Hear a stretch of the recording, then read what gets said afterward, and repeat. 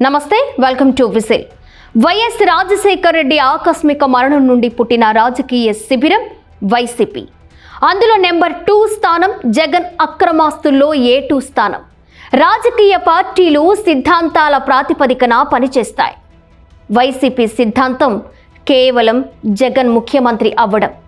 దానికోసం ప్రాంతాలు, మతాలు, కులాలు వాడుకోవడంలో వైసీపీ మాస్టర్ మైండ్ విజయసాయిరెడ్డి. అనేక కుట్రలతో అధికారంలోకి వచ్చింది వైసీపీ అనధికార, అధికారిక కుట్రల్లో సాయిరెడ్డి భాగస్వామ్యం లేదనగలమా? ఏ సిద్ధాంతం లేని పార్టీలో ఎదిగి అపరిమిత ధనరాశులు పోగేసి ఈరోజు మరో సిద్ధాంత పార్టీ జెండా పట్టుకోవడానికి సాయిరెడ్డి సిద్ధమయ్యారా?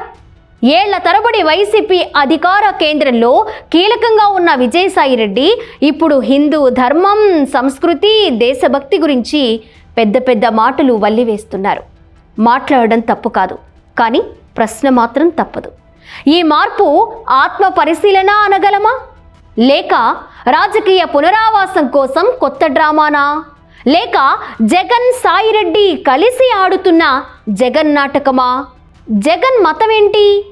మతం మారిన కులంతోక ఎందుకు కొనసాగిస్తున్నారు అని మనం అనడం లేదు. సాయిరెడ్డి జగన్ రెడ్డిని ప్రశ్నిస్తున్నారు. ఓసీలో కొంతమంది కన్వర్ట్ అయిన తరువాత కూడా వారి కులాన్ని వదిలిపెట్టకుండా పేరు చివర కులాన్ని తగిలించుకుని వేరే మత వ్యవస్థల్ని నడిపిస్తూ ఆర్థికంగా, అధికారపరంగా, రాజకీయంగా లాభాలు పొందుతున్నారన్నది అందరూ గమనించాలి అని సాయిరెడ్డి సెలవిచ్చారు. తెలంగాణలో రేవంత్ రెడ్డి, కేసీఆర్ హిందువులే. ఏపీలో చంద్రబాబు, పవన్ కళ్యాణ్ హిందువులే. మరి ఎవరిని ఉద్దేశించి సాయిరెడ్డి ఈ వ్యాఖ్యలు చేశారంటే ఇక మిగిలింది ఒకే ఒక్క జగన్ రెడ్డి. ఆయన క్రిస్టియన్ అన్న సంగతి, మెజారిటీ క్రిస్టియన్స్ జగన్ రెడ్డికి అండగా ఉన్న సంగతి అందరికీ తెలిసిందే. మన దేవతల మీద తప్పుడు వ్యాఖ్యలు చేసిన వారి మీద చట్టం యావజ్జీవం లేక ఉరిశిక్ష విధించాలి. అవసరమైతే ప్రభుత్వం చట్టాన్ని సవరించాలి. ఆ వ్యాఖ్యల్ని సమర్థించే వారికి కూడా అదే స్థాయిలో గుణపాఠం నేర్పాలి అని రాసుకొచ్చారు.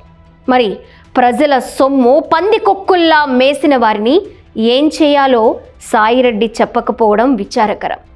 అన్ని నేరాల్లోకెల్లా తీవ్రమైన నేరం ఆర్థిక నేరం అని సుప్రీంకోర్టు ధర్మాసనం గతంలో స్పష్టం చేసింది. వేల కోట్ల అక్రమాస్తుల కేసుల్లో 15 సంవత్సరాలుగా విచారణ ఎదుర్కొంటున్న సాయిరెడ్డి నోట వెంట మతం, దేశం, సమాజం మాటలు వినాల్సి రావడం తెలుగు ప్రజల దౌర్భాగ్యం అనుకోవాలి.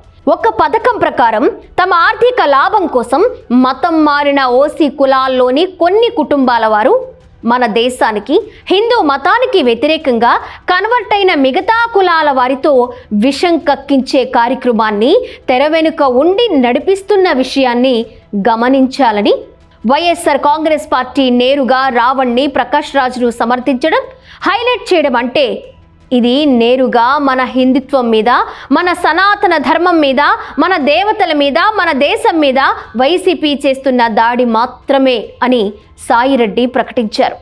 రాజకీయాల్లో మార్పు సహజమే, కానీ ఆ మార్పు అనేక కుట్రలు, కుతంత్రాలకు నిలయమైన వైసీపీ నుండి పుట్టిన రత్నాల్లో మేలుజాతి రత్నం సాయిరెడ్డి కాబట్టి సహజంగా ప్రజల్లో ఇలాంటి అనుమానాలు రావడం సహజం.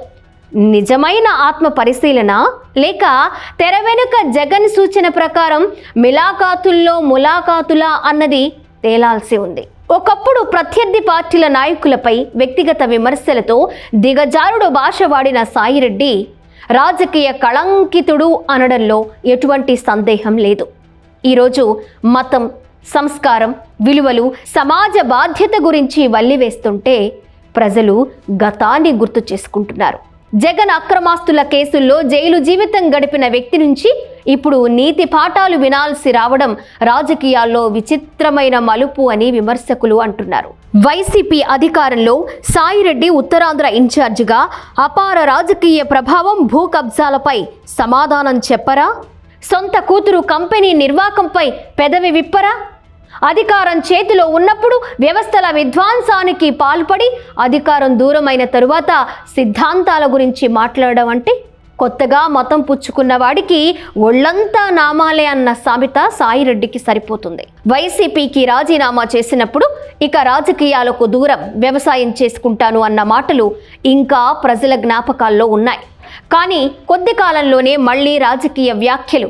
అయితే ప్రశ్న ఏంటంటే, ఇది వ్యవసాయం బాట లేక కాషాయం బాటకు ముందుగా సిద్ధం చేస్తున్న సిద్ధాంత బాట? సాయిరెడ్డి లాంటి వారికి హిందుత్వం ఒక రాజకీయ అవకాశమా? బీజేపీలో చేరడం అంటే వాషింగ్ పౌడర్ నిర్మా అవుతుందా?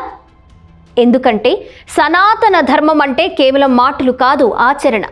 దేశభక్తి అంటే కేవలం మైక్ ముందు ప్రసంగం కాదు, ప్రజా జీవితంలో విలువలతో నిలబడడం. ప్రజలు నాయకుల మాటలు మాత్రమే చూడరు, వారి గతాన్ని కూడా చూస్తారు. అధికారంలో ఉన్నప్పుడు చేసిన పనులను చూస్తారు, అవకాశం ఉన్నప్పుడు వెలగబెట్టిన నిర్ణయాలను చూస్తారు.